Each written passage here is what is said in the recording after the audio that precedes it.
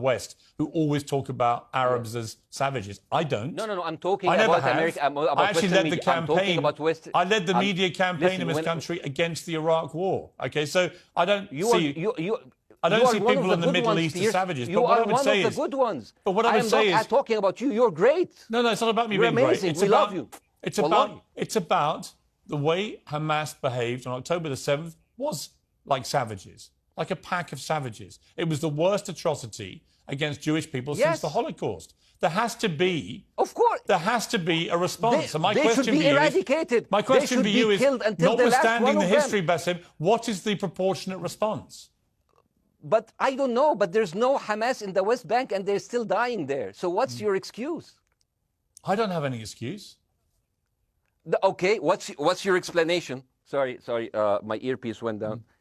Listen, I don't make any pretense that this hasn't been a massive problem between Palestine and Israel going back to the mid-40s. We all know this, right? Piers, listen. I'm not saying that you're making excuses, but if you are adopting a certain point of view, you have to at least defend it. I'm telling you, there is no Hamas in the West Bank. What is the excuse? Not your excuse. What is the excuse to kill those people? Well, listen, this question of proportionality is one that... No, answer my question. I've been answering your question. You answer mine. It's actually not my job to answer your questions.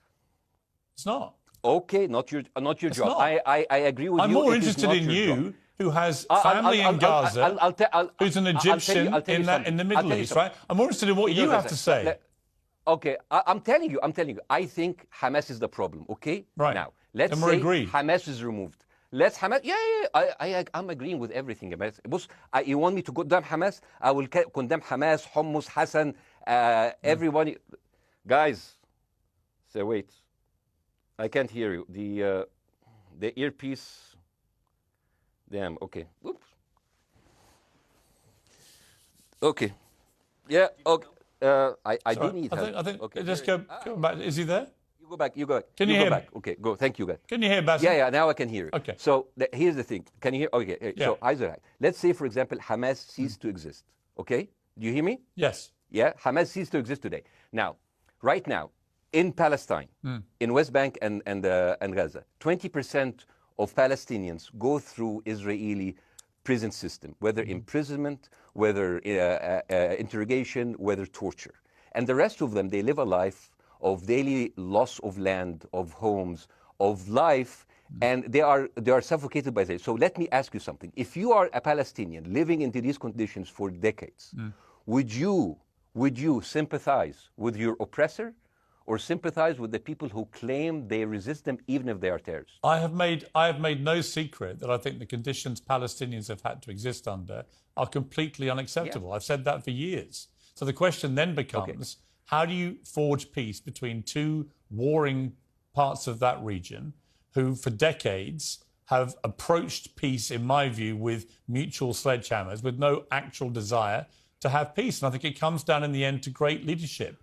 And I don't think there's great leadership. I don't think, well, hang on, let me make my point. I don't think there's great leadership on either side. Where is the Nelson Mandela figure here to come through all this hatred on both sides? Nelson Mandela? Yeah, where is that figure?